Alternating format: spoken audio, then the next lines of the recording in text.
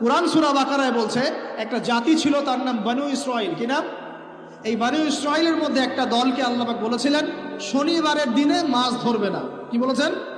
শনিবারে, এই যে সাগর আছে আপনাদের মনে করেন, এই শনিবারে মাছ ধরবে না।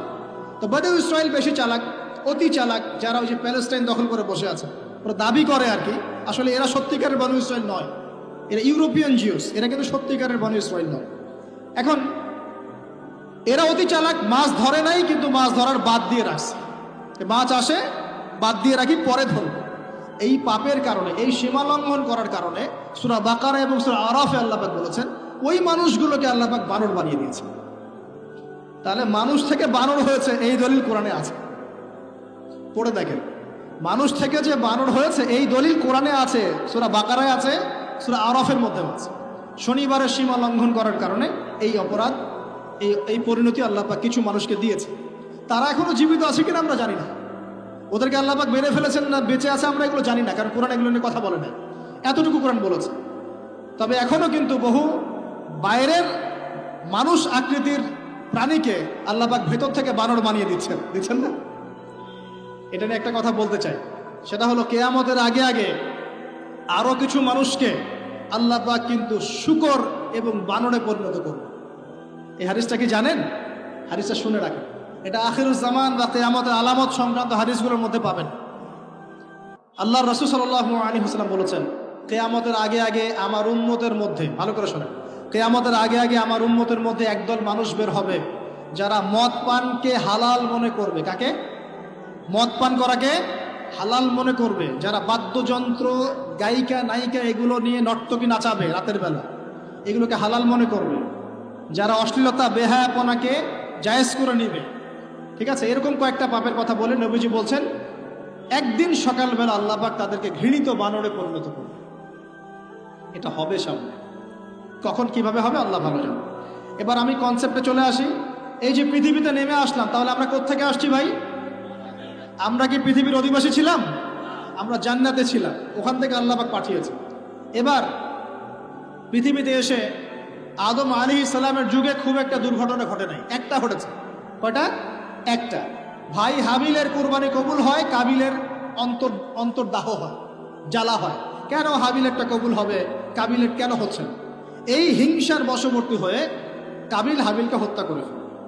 হত্যা করে লাশটা দাফন করার পদ্ধতিও তার জানা ছিল না। আল্লাহ কাককে পাঠালেন, কাককে দেখে সে শিখল। প্রথম দুর্ঘটনা হচ্ছে হাবিল কাবিলের দুর্ঘটনা। বলে রাখি, আজকেও নিজের ভাইয়ের বেশে বহু কাবিল মুসলিম সমাজের মধ্যে ঘুরে বেড়ায়। নিজের ভাইয়ের লেবাসে, পোশাকে, সুরতেই বহু কাবিল এখনো কিন্তু মুসলিম সমাজে ঘুরে বেড়ায়। তো আমরা কাবিলদেরকে কাবিলের পরিণতি সম্পর্কে সচেতন করতে চাই। হাবিল বলেছিল তুমি যদি আমাকে মারতে আসো, আমি তোমাকে মারার জন্য হাত বাড়াবো না। হাবিল জান্নাতে যাবে আর কাবিল জাহান্নামে যাবে। কেন কাবিল জাহান্নামে যাবে? নবীজি বলেছেন পৃথিবীর প্রথম হত্যাকাণ্ড সংগঠিত করেছে কাবিল। এ কারণে পৃথিবীতে যত খুন হবে সমস্ত খুনের পাপের একটা অংশ কাবিলের আমলনামায় যোগ করা হয়। বলে নাউজুবিল্লাহ। একটা কথা মনে রাখবেন, সদকায়ে জারিয়া যেমন আছে, গুনাহে জারিয়াও আছে। একটা মদের দোকান দিয়েছেন, যত মানুষ মদ খাচ্ছে সমস্ত গুনার একটা অংশ আপনার কাঁধে আসছে।